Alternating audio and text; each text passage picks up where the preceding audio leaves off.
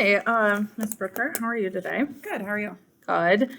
So today we're meeting for your individual professional development plan, and we're going to go through, develop a SMART goal together, and work for a plan to meet that SMART goal. Okay.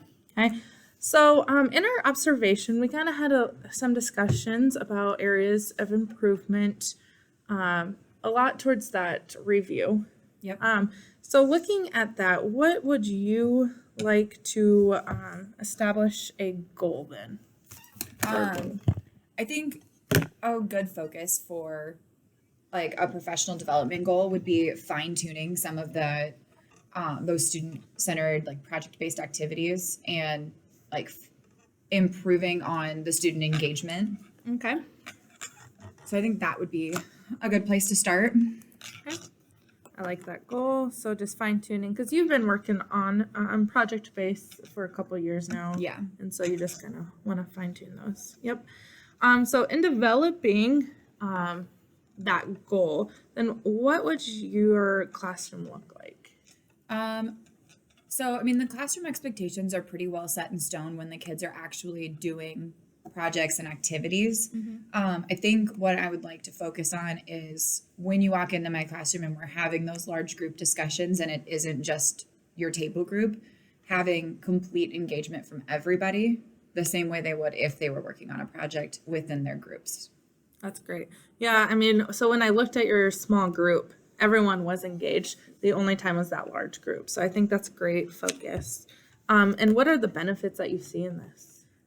Well, the kids really enjoy the reviews, and like the kids who actively participate in those large group discussions and in those large group activities seem to do better on their assessments. So the test scores really do show that. And you can tell the assessments that the kids take that aren't actively participating and aren't being engaged, those are lower. So I think overall we'll see an increase in those test scores. Okay. And how do you think we should determine that you'll accomplish this goal? I think assessment scores are a great place to start, as well as, I mean, if you come in and observe and just simply track which students are engaged and which are not, I think that would be a good place to start. Okay. In terms of having that data collected and being able to measure growth over time. And when do you foresee having that tangible improvement?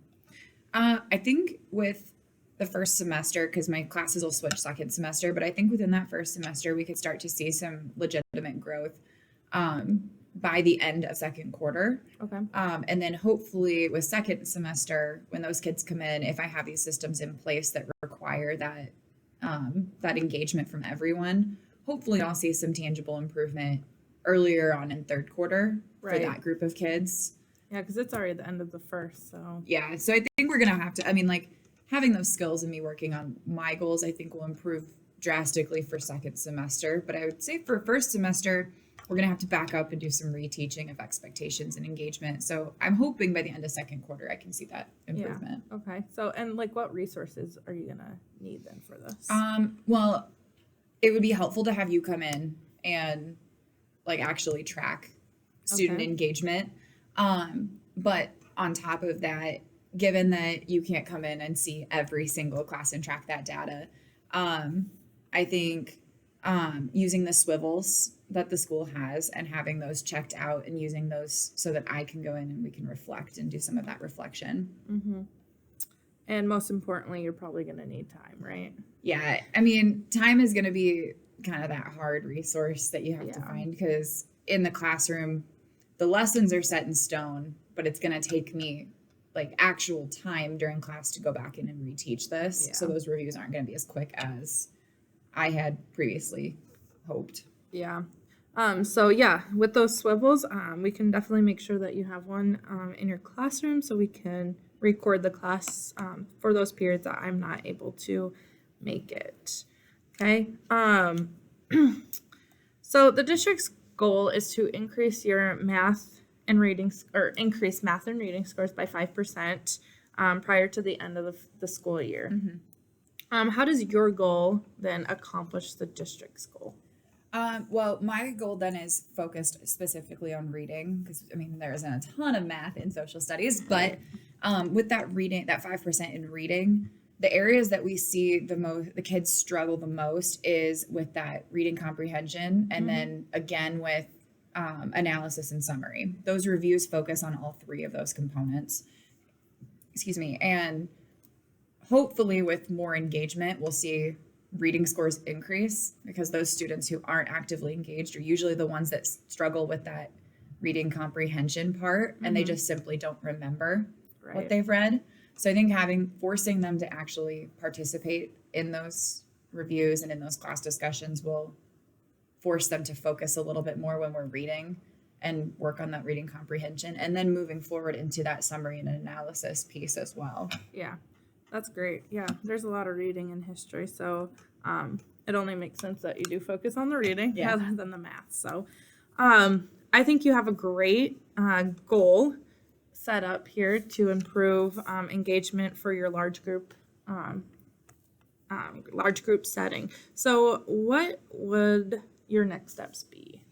I think the very first step is coming up with that baseline of data and like developing, okay, where are we right now? How many students are engaged? How many students are actively participating, and kind of look at those assessment scores. So for the students that are actively participating, what are their test scores versus the students who are not? And I think that's something that could easily be documented by the end of the first quarter. Oh, yeah. That way we have that baseline of data, and then can see tangible growth over time. Yep. So just to recap, so the data you would like to begin to collect would be the number of students that are engaged, and then look at their test scores and kind of look See at that correlation there.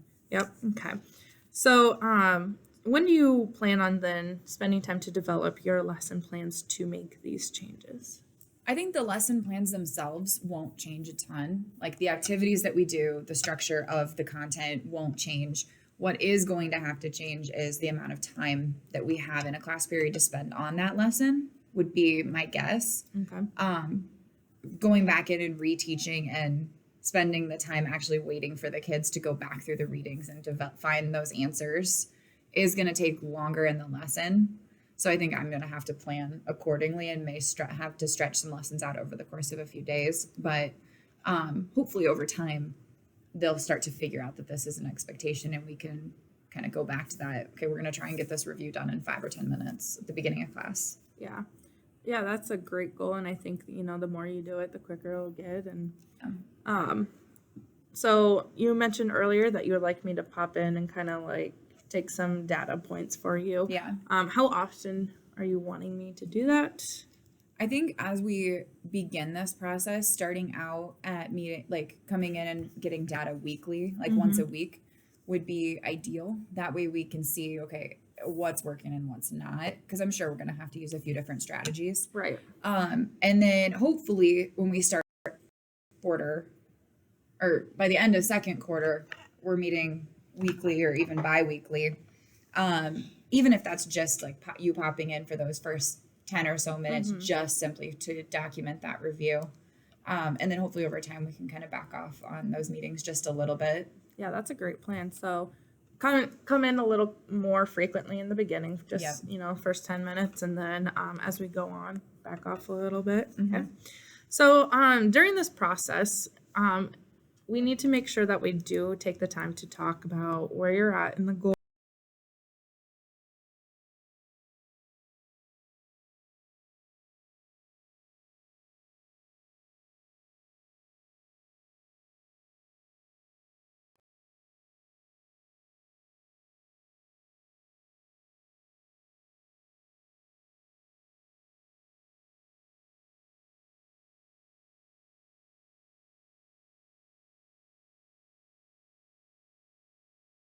Like to have the baseline data gathered so that from there I can start to develop a plan. I mean, if there's certain classes where it's just a couple kids, I don't know that those classes are as necessary to truly focus a lot of attention on, as opposed to the classes who really need more. Okay. And then by second quarter? By second quarter, I would like to actually be implementing like these new strategies, working through making sure that the students are actively engaged. And ideally, given that this is going to be new for me as well, Right. I'd like to see engagement go up to between like 80 and 90% Okay. at on the low end, you know. Yep. That's kind of where I'd like to see myself by the end of second quarter. Okay. And then so by the end of the third? By the end of the third quarter, I think given that we're going to be able to start the semester out using these strategies, I'd like to see us at that like high 80s, low 90s in terms of engagement. Yeah, I agree. Yeah. Yep. Okay. And then so by the fourth quarter? By the fourth quarter, I think like these strategies should be fully implemented ideally, and hopefully sitting at like the review taking the normal 5 minutes that I plan at now, as well as engagement being the upwards of like between 95 and 100% ideally. Right. Yeah. I think you have great things here, and they're all easy to obtain. I think not easy, but challenging, but we can still make sure that we are reaching those goals. Okay. So what do you want me to track when I come in then to observe you? I think specifically, first, just overall engagement. Because, I mean, in my opinion, engagement doesn't always mean the kids are answering questions. Like, you can be actively engaged and not be actually speaking in class. However, I would like that.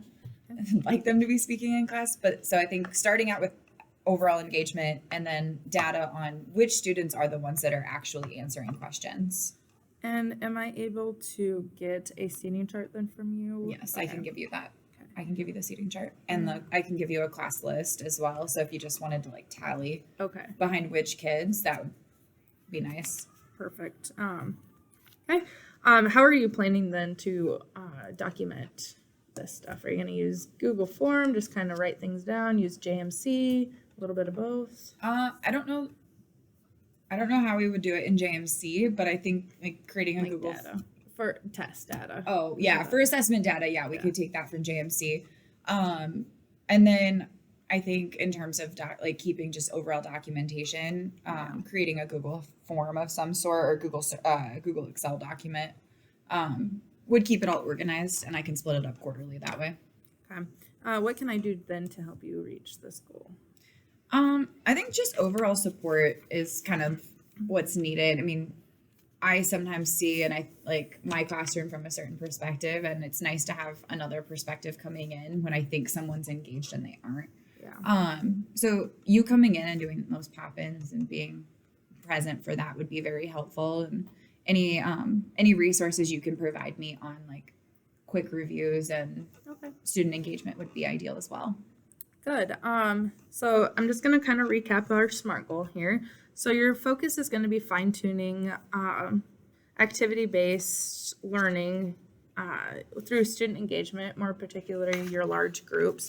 And you're hoping to get to 95 to 100% engagement with review only 5 minutes by the end of the fourth quarter. Ideally. Okay.